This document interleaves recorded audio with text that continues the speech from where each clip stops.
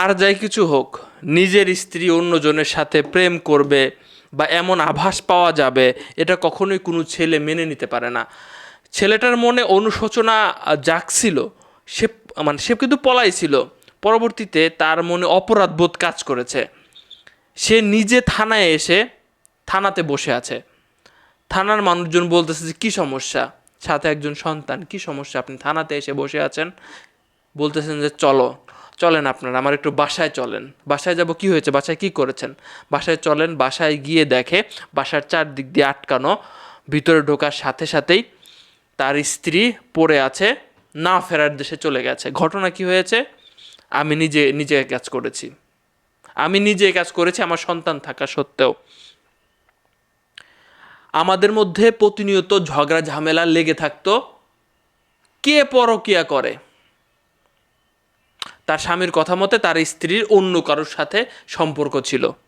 এটা নিয়ে প্রতিদিন প্রায় ঝগড়া হতো। এই জায়গায় কেউ স্যাক্রিফাইস করে না।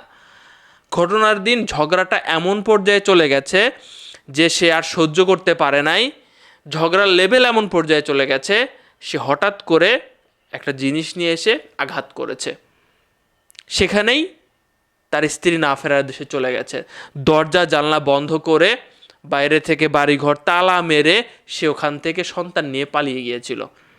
পালিয়ে গিয়ে তার কোথাও ঘুম ধরছিল না, কারণ এইটা তো বের হবে, আস্তে আস্তে গন্ধ বের হবে, আস্তে আস্তে আশেপাশের মানুষজন জানতে পারবে, তার স্বামী নাই কেন প্রশ্ন করবে। একদিন না একদিন পালিয়ে বেড়ানোর তার কাছে মনে হয়েছে যে অনুশোচনা বোধ কাজ করেছে যে আমি অপরাধ করেছি। সে থানায় এসে নিজে আত্মসমর্পণ করেছে।